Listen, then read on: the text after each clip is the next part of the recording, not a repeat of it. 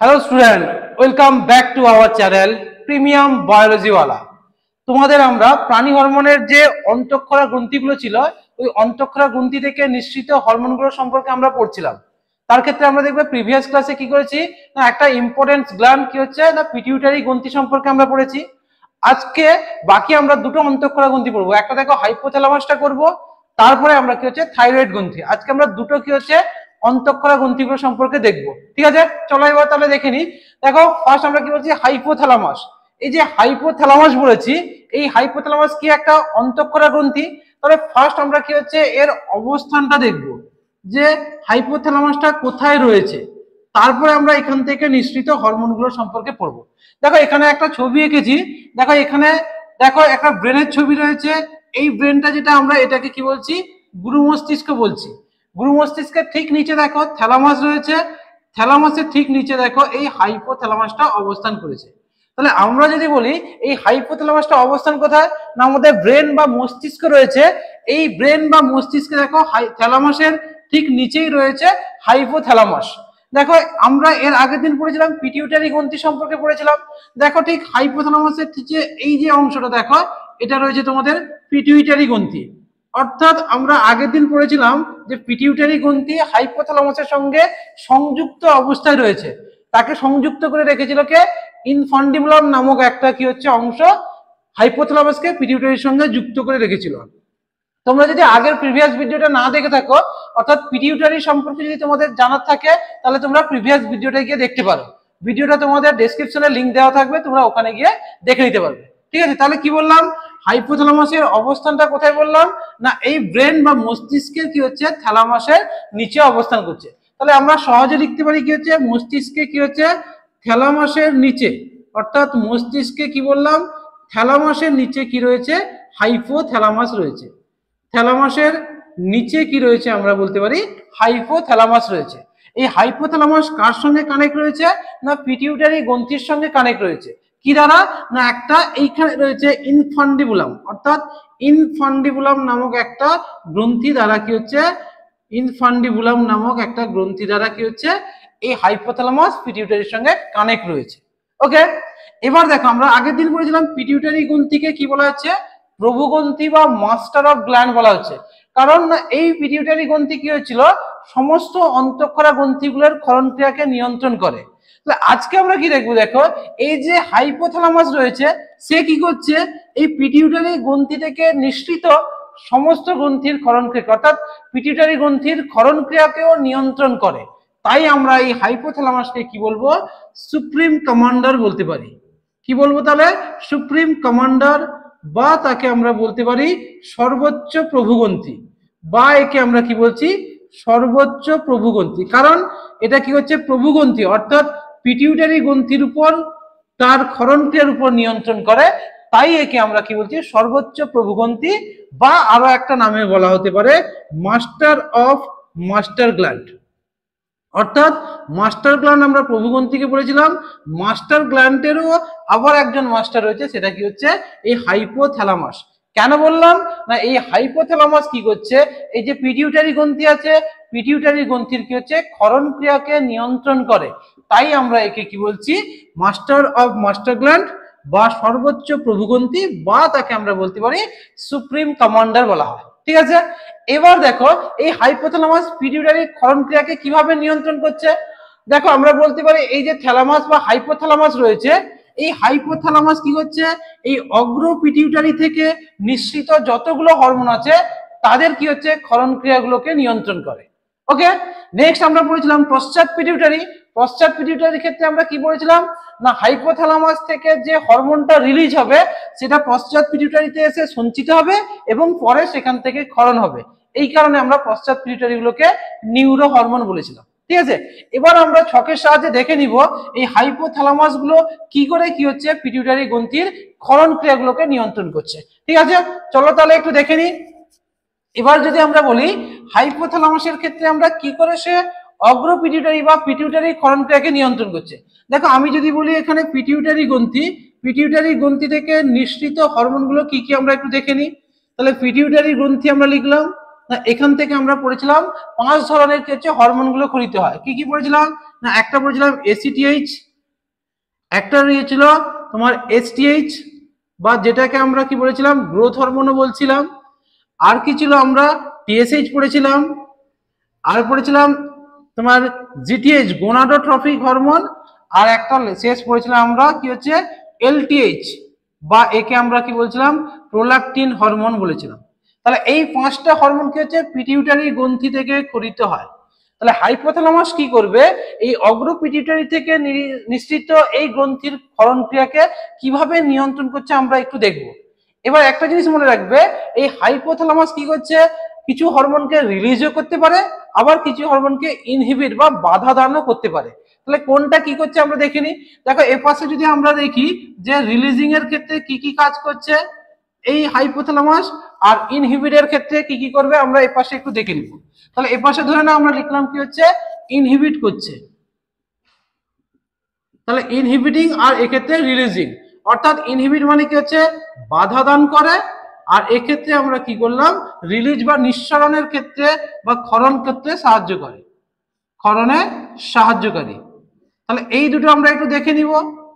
তাহলে হাইপোথ্যালামাসের ক্ষেত্রে এবার দেখো আমরা কি বলেছি হাইপোথ্যালামাস অগ্র পিটিউটারি থেকে যে যে হরমোন গুলো খরিত হচ্ছে তার রিলিজের ক্ষেত্রে সাহায্য কি করছে না এই হাইপোথ্যালামাস কি করবে না এসিটিএইচ হরমোন অর্থাৎ কর্টিকোট্রপিক হরমোন যেটা থাকবে তার ক্ষরণে সাহায্য করবে। এবার কি করছে সেম কি করছে এসটিএইচ হরমোনের ক্ষরণ বা গ্রোথ হরমোনের ক্ষরণে সাহায্য করবে। তাহলে এখান থেকে কোন হরমোন ক্ষরণ হচ্ছে স্যার না এখান থেকে কি হচ্ছে কর্টিকো রিলিজিং হরমোন। এই কর্টিকো রিলিজিং হরমোন খরিত হয়ে কি করছে এই এসিটিএইচ এর ক্ষরণ ক্রিয়াকে নিয়ন্ত্রণ করছে। বোঝা গেছে। তাহলে কি বললাম না হাইপোথ্যালামাস থেকে সিআরএইচ কর্টিকো রিলিজিং হরমোন কি করছে এই অ্যাড্রিনাল গ্রন্থির কর্টেক্স অঞ্চলের বা এসিটিএইচ এর ক্ষরণ ক্রিয়াকে নিয়ন্ত্রণ করছে। সেম দেখো এসটিএইচ বা গ্রোথ হরমোন বললাম, তাহলে এখান থেকে কি হবে গ্রোথ হরমোন রিলিজিং হরমোন বা গ্রোথ রিলিজিং হরমোন ক্ষরণ হবে, দিয়ে কি করবে এই এসটিএইচ বা জিএইচ এর ক্ষরণ ক্রিয়াকে নিয়ন্ত্রণ করছে। সেম একইভাবে কি হচ্ছে এর ক্ষেত্রে কি হবে তাহলে আমরা বলতে পারি থাইরোট্রফিন রিলিজিং হরমোন ক্ষরণ করে টিএসএইচ ক্ষরণ ক্রিয়াকে নিয়ন্ত্রণ করবে। আর কি করছে জিটিএইচ গোনাদের ক্ষেত্রে কি করবে গোনাড এখানে আমরা স্মল লিখলাম গোনাড রিলিজিং হরমোন ক্ষরণ করে কি হচ্ছে জিটিএইচ অর্থাৎ গোনাড গ্রন্থির ক্ষরণ ক্রিয়াকে নিয়ন্ত্রণ করে।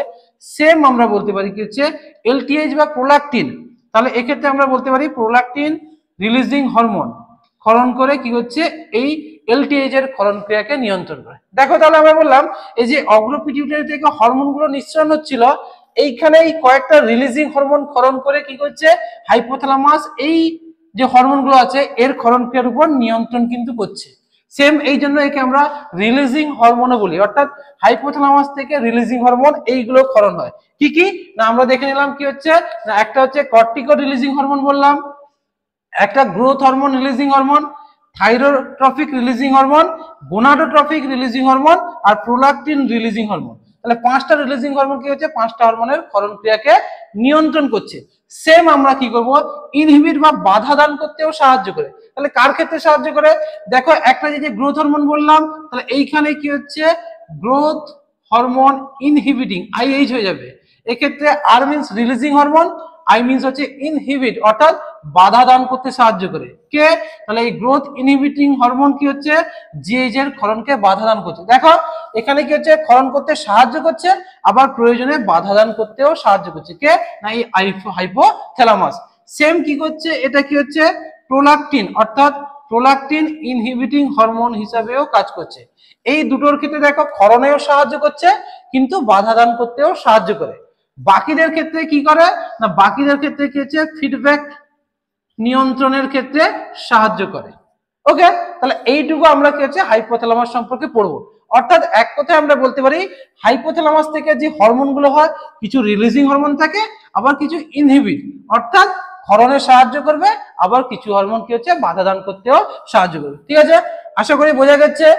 এরপরে আমরা দেখে নিব কি হচ্ছে থাইরয়েড গ্রন্থি সম্পর্কে আমরা একটু দেখে নিব। ঠিক আছে চলো এবার দেখি থাইরয়েড গ্রন্থির ক্ষেত্রে দেখো এখানে আমাদের থাইরয়েড গ্রন্থি একটা ছবি এঁকেছি।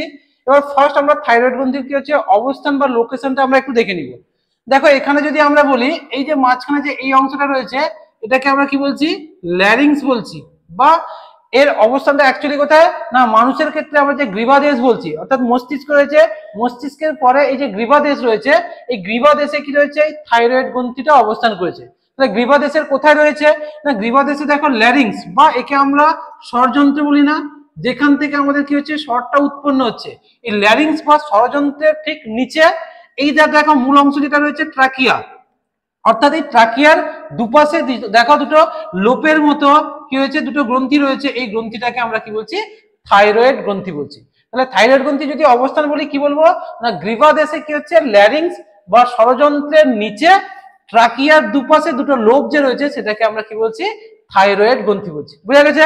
তাহলে এর অবস্থানটা কি বললাম গ্রীবাদেশে ল্যারিংসের নিচে ট্রাকিয়ার দুপাশে দেখো দুটো লোবের মতো অংশ রয়েছে, এই দুটো লোবটাকে আমরা কি বলছি থাইরয়েড গ্রন্থি বলছি। এই দুটো লোবকে মাঝখানে একটা অংশ দেখো যুক্ত করে রেখেছে, এটাকে আমরা কি বলবো ইসথমাস বলি। কি বললাম ইসথমাস, অর্থাৎ এই দুটো লোব বা থাইরয়েড গ্রন্থিকে যুক্ত করে রাখছে সেটা হচ্ছে ইসথমাস। এবার এই যে গ্রন্থিটা দেখছো আমরা এটা কি হচ্ছে ভেন্ট্রালি মানে সামনের দিকে দেখছি, কিন্তু পেছনের দিকে যখন দেখবো কিন্তু সেখানে কিন্তু এই ইসথমাসটা থাকবে না, সেখানে দুটো থাইরয়েড গ্রন্থি থাকবে কিন্তু এই সংযুক্তকারী অংশটা কিন্তু পেছনের দিকে থাকবে না। ওকে, তাহলে এটা আমরা বললাম কি হচ্ছে থাইরয়েড গ্রন্থির অবস্থানটা দেখলাম। এবার আমরা দেখব এই থাইরয়েড গ্রন্থি থেকে কোন কোন হরমোনগুলো নিঃসৃত হয়। দেখো থাইরয়েড গ্রন্থি থেকে মূলত যদি আমরা বলি তিনটে হরমোন খরিত হয়। কি কি না ফার্স্ট একটা আমরা দেখব T4, যেটাকে আমরা কি বলছি থাইরক্সিন হরমোন বলছি। T4 বা থাইরক্সিন হরমোন খরিত হয়। থাইরক্সিন হরমোনে যদি আমরা রাসায়নিক নাম বলবো কি বলবো না টেট্রা আয়োডোথাইরোনিন, টেট্রা আয়োডো কি বলবো থাইরোনিন। তাহলে T4 বা থাইরক্সিন হরমোন বা টেট্রা আয়োডো থাইরোনিন বলছি। এটা একটা কি বললাম থাইরয়েড গ্রন্থি থেকে খরিত হয়। 2 নম্বর কি হতে পারে না T3 হরমোন খরিত হয় বা তাকে আমরা কি বলতে পারি তোমার ট্রাই আয়োডোথাইরোনিন, ট্রাই আয়োডোথাইরোনিন এটা একটা হতে পারে। এছাড়াও আরো একটা হরমোন খরিত হয় যেটা হচ্ছে তোমার থাইরোক্যালসিটোনিন, থাইরোক্যালসিটোনিন। এই তিনটে হরমোন কি হচ্ছে তোমার থাইরক্সিন হরমোন থেকে খরিত হয়, ক্যালসিটোনিন। এবার পরীক্ষায় তোমাদের সিলেবাসে যেটুকু রয়েছে শুধুমাত্র সিলেবাসে কি রয়েছে এই T4 বা থাইরক্সিন হরমোনটা রয়েছে, বাকি কিন্তু দুটো নেই। কিন্তু অনেক সময় পরীক্ষায় দিয়ে দেয় যে থাইরয়েড গ্রন্থি থেকে নিঃসৃত থাইরক্সিন হরমোন ছাড়া অন্য যে কোনো একটা হরমোনের নাম বলো, তখন তোমাকে এই T3 বা ট্রাইআয়োডোথাইরোনিন বা থাইরোক্যালসিটোনিন নামটা জানতে হবে। এই জন্য দুটো নামটা এখানে আমি বলে দিলাম, ঠিক আছে? কিন্তু তোমাদের সিলেবাসে শুধুমাত্র কি রয়েছে এই থাইরক্সিন হরমোনের সম্পর্কে কিন্তু রয়েছে, ঠিক আছে? তাহলে আমরা কি বললাম থাইরয়েড গ্রন্থি থেকে কি কি হরমোন খরিত হয়, থাইরক্সিন হচ্ছে, T3 হচ্ছে আর হচ্ছে থাইরোক্যালসিটোনিন। ওকে, এবার আমরা এই থাইরক্সিন হরমোন সম্পর্কে আমরা একটু দেখব, ঠিক আছে? চলো তাহলে এবার T3 বা থাইরক্সিন হরমোন যেটা এবার তার কাজগুলো আমরা দেখব। অ্যাকচুয়ালি এই হরমোনটা কি কাজ করে, এই যে থাইরয়েড গ্রন্থি থেকে ক্ষরণ হচ্ছে যে কি কি কাজ করে সেগুলো আমরা একটু দেখব। দেখো ফার্স্ট যদি আমরা 1 নম্বর পয়েন্ট বলি কি করে এই থাইরক্সিন হরমোন দেখবে আমাদের দেহের কি হচ্ছে কলাকোষে কি হচ্ছে অক্সিজেনের মাত্রাটাকে বাড়িয়ে দেয়। তাহলে কি বলতে পারি না অক্সিজেনের মাত্রাকে বাড়িয়ে দেয় কে এই থাইরক্সিন হরমোন। তাহলে অক্সিজেনের মাত্রাটাকে বাড়িয়ে দিলে আমাদের কলাকোষে যে গ্লুকোজ থাকবে গ্লুকোজের জারণ বাড়বে, যখনই গ্লুকোজের জারণ বাড়বে তখন আমাদের দেহে কি হচ্ছে প্রচুর পরিমাণে পেশিতে কি হচ্ছে ক্যালোরি বা তাপ শক্তি উৎপন্ন হয়। এই কারণে এই থাইরক্সিন হরমোনকে বলা হয় ক্যালোরিজেনিক হরমোন। কি বললাম ক্যালোরিজেনিক হরমোন কাকে বলা হচ্ছে এই থাইরক্সিন হরমোনকে। এটা তো কিন্তু পরীক্ষায় খুব মাস্ট ইম্পর্টেন্ট যে কোন হরমোনকে ক্যালোরিজেনিক হরমোন বলা হয় এবং কেন বলা হয়। তাহলে কেন বলবো না ক্যালোরি বা তাপ শক্তি উৎপন্ন করে। তাহলে কি করে উৎপন্ন করে না অক্সিজেনের মাত্রা বাড়িয়ে গ্লুকোজের জারণ ঘটায়, গ্লুকোজের জারণ ঘটালে আমাদের দেহে প্রচুর পরিমাণে তাপ শক্তি বা ক্যালোরি উৎপন্ন হয়, তাই একে আমরা কি বলছি ক্যালোরিজেনিক হরমোন বলছি। এটা একটা কাজ হতে পারে। সেকেন্ড আমরা বলতে পারি কি হচ্ছে 2 নম্বর এরা কি হচ্ছে বিপাক ক্রিয়াগুলোকে নিয়ন্ত্রণ করে। থাইরক্সিন হরমোন কি হচ্ছে না বিপাক ক্রিয়া নিয়ন্ত্রণ করে। বিপাক ক্রিয়া বলতে কি না আমাদের দেহে যে কার্বোহাইড্রেট প্রোটিন বা ফ্যাট জাতীয় খাদ্য থাকে এই 3 ধরনের খাদ্যের বিপাক ক্রিয়া বা সংশ্লেষ ঘটাতে কি হচ্ছে এই থাইরক্সিন হরমোন সাহায্য করে। দেখো কাজগুলো কিন্তু এই থাইরক্সিন হরমোনে ভালো করে করবে। একটা কি বললাম ক্যালোরিজেনিক হরমোন বলা হচ্ছে, সেকেন্ড বললাম বিপাক ক্রিয়া নিয়ন্ত্রণ করছে, থার্ড নম্বর পয়েন্ট আমরা বলতে পারি কি হচ্ছে বিএমআর বা বেসাল মেটাবলিক রেট বা মৌল বিপাক হারকেও নিয়ন্ত্রণ করে কি হচ্ছে এই থাইরক্সিন হরমোন। এছাড়া আর কি কাজ করে না 4 নম্বর আমরা বলতে পারি গ্লাইকোজেন থেকে কি হচ্ছে গ্লুকোজে রূপান্তরিত করে, গ্লাইকোজেনকে কি করছে গ্লুকোজে কনভার্ট বা রূপান্তরিত করে, অর্থাৎ এই পদ্ধতিকে অর্থাৎ গ্লাইকোজেনোলাইসিস ঘটাতে সাহায্য করে। তাহলে আমরা কি লিখতে পারি, এটাকে আমরা লিখতে পারি কি হচ্ছে গ্লাইকোজেনোলাইসিস ঘটাতে সাহায্য করে, গ্লাইকোজেনোলাইসিস ঘটাতে কি করছে সাহায্য করে। এছাড়াও আরো কি কি কাজ করে দেখো, 4টা কাজ আমরা পড়লাম। আরো যদি বলবো কি হতে পারে, 5 নম্বর আমরা বলতে পারি এ কি করে না বিভিন্ন ধরনের প্রোটিন বা ফ্যাট থেকে সেখান থেকেও কি হতে পারে গ্লুকোজ তৈরি করতে পারে, অর্থাৎ নিওগ্লুকোজেনেসিস ঘটাতে সাহায্য করে। এগুলো আমরা আগে জানবো। তাহলে এটা ক্ষেত্রে গ্লাইকোজেনোলাইসিস বললাম আর নিওগ্লুকোজেনেসিস ঘটাতে সাহায্য করে। এছাড়াও আর একটা জিনিস মনে রাখবে, 6 নম্বর কি হচ্ছে না ব্যাঙাচির ক্ষেত্রে না ব্যাঙাচিকে কি হচ্ছে ব্যাঙাচিকে পূর্ণাঙ্গ ব্যাঙে রূপান্তরিত করতে সাহায্য করে, ব্যাঙাচিকে পূর্ণাঙ্গ ব্যাঙে রূপান্তরিত করতেও কিন্তু এই থাইরক্সিন হরমোন কিন্তু সাহায্য করে। তাহলে কি কি বললাম, একটা ক্যালোরিজেনিক হরমোন বললাম, বিপাক ক্রিয়া নিয়ন্ত্রণ করে, বিএমআরটাকে বাড়াতে সাহায্য করে বা ইনক্রিজ করে, গ্লাইকোজেন থেকে গ্লুকোজ অর্থাৎ গ্লাইকোজেনোলাইসিস ঘটাতে সাহায্য করছে, প্রোটিন থেকে গ্লুকোজ অর্থাৎ তোমার নিওগ্লুকোজেনিস ঘটাতে সাহায্য করে, ব্যাঙাচিকে পূর্ণাঙ্গ ব্যাঙে রূপান্তরিত করতে কিন্তু এই থাইরক্সিন হরমোন একটা গুরুত্বপূর্ণ ভূমিকা পালন করে। এছাড়াও একেবারে শেষের পয়েন্ট আমরা বলতে পারি আমাদের আরবিসি বা আমাদের যে লোহিত রক্তকণিকা আছে এই আরবিসির ক্রম পরিণতিতে সাহায্য করে, অর্থাৎ একে পরিণতিতে করতে সাহায্য করে কি হচ্ছে থাইরক্সিন হরমোন। তাহলে এই কাজগুলো আমাদের একটু দেখে নিতে হবে, কারণ এই যে থাইরক্সিন হরমোনের কাজগুলো কিন্তু খুব ইম্পর্টেন্ট। তাহলে এইগুলো আমরা দেখলাম, ঠিক আছে। গ্রন্থি থেকে নিঃসৃত হরমোনগুলো সম্পর্কে আমরা পড়লাম। এবার এই যদি থাইরক্সিন হরমোনের বেশি বা কম ক্ষরণ হয় তাহলে কি কি ধরনের অস্বাভাবিকতা বা রোগগুলো দেখা যায় সেটা একটু দেখবো। তাহলে আমরা বলতে পারি থাইরয়েড গ্রন্থি থেকে নিঃসৃত হরমোনের যদি বেশি বা কম ক্ষরণ হয়, তাহলে বেশি যখন ক্ষরণ হবে তখন কম ক্ষরণ হলে তখন তাকে আমরা কি বলবো হাইপোসিক্রেশন। তাহলে আর যদি বেশি হয় তখন তাকে আমরা বলছি হাইপার সিক্রেশন। তাহলে কি বললাম, যদি থাইরক্সিন হরমোনের কম ক্ষরণকে আমরা কি বলবো হাইপো বলবো, আর বেশি হলে তখন তাকে আমরা বলছি হাইপার সিক্রেশন। তাহলে থাইরক্সিন হরমোনের যদি কম ক্ষরণ হয় তাহলে কি ধরনের রোগ হয় না সেক্ষেত্রে দেখবে সাধারণ গলগণ্ড বা যেটাকে আমরা গয়টার বলি, সাধারণ গলগণ্ড বা আমরা বলতে পারি গয়টার রোগ হয়ে থাকে। তাহলে এটা কি বললাম হাইপোসিক্রেশন, অর্থাৎ হাইপো মানে মিন্স কম, কম ক্ষরণ হলে সেক্ষেত্রে সাধারণ গলগণ্ড বা গয়টার হচ্ছে। এক্ষেত্রে দেখবে থাইরয়েড গ্রন্থি কি হচ্ছে ফুলে যাচ্ছে, অর্থাৎ এটা কেন হয় না আয়োডিনের অভাব হলে, আয়োডিনের যদি অভাব হয় তখন আমাদের এই গয়টার বা গলগণ্ড রোগ হয়। এই জন্য দেখবে বলা হয় যে থাইরক্সিন হরমোনের অন্যতম মূল উপাদান কি হচ্ছে এই আয়োডিন। এই আয়োডিনের অভাব যদি হয় তখন কি হচ্ছে সাধারণ গলগণ্ড বা গয়টার রোগ হয়। এছাড়াও দেখবে শিশুদের ক্ষেত্রে আর একটা রোগ হয় যেটাকে আমরা কি বলছি ক্রেটিনিজম। ক্রেটিনিজম বলে একটা রোগ হয় যেটা কি হচ্ছে আর্লি স্টেজে, অর্থাৎ যদি এই থাইরক্সিন হরমোনের অভাব হয় তখন সদ্য যে বাচ্চারা জন্ম হবে তাদের ক্ষেত্রে কিন্তু এই রোগটাকে আমরা বলছি ক্রেটিনিজম হয়। আর যদি হাইপার সিক্রেশন অর্থাৎ অধিক ক্ষরণ হয় সেক্ষেত্রে একটা রোগ হয়, সেটাকে আমরা কি বলতে পারি বহিঃচক্ষু গয়টার, বহিঃচক্ষু গলগণ্ড বলি। এক্ষেত্রে কি হবে না দেখবে চোখ দুটো বাচ্চার বাইরের দিকে বেরিয়ে আছে, ওটাকে আমরা কি বলছি বহিঃচক্ষু গয়টার বা গলগণ্ড, বা একে আরেকটা নামে বলা হচ্ছে গ্রেভস বর্ণিত রোগ, গ্রেভস বর্ণিত রোগ বা গয়টার বা গলগণ্ড বলা হয়। এক্ষেত্রে কি হচ্ছে বিএমআর কেও তারা নিয়ন্ত্রণ করে। ওকে, তাহলে কি বললাম হাইপোসিক্রেশনের ক্ষেত্রে সাধারণ গলগণ্ড বা গয়টার বা আমরা ক্রেটিনিজম বললাম, আর বেশি ক্ষরণ হলে বহিঃচক্ষু গলগণ্ড বা তাকে আমরা বলছি গ্রেভস বর্ণিত রোগ। ঠিক আছে, আশা করি তোমাদের বুঝতে অসুবিধা হয়নি। যদি কেমন ভিডিওটা লাগলো তোমরা একটু ভিডিওকে কমেন্ট করে জানাবে এবং তোমাদের বন্ধুদের মধ্যে শেয়ার করবে। ঠিক আছে, আবার তাহলে আমরা পরবর্তী ভিডিও নিয়ে চলে আসছি, আবার পরবর্তী ভিডিওতে দেখা হবে। ঠিক আছে।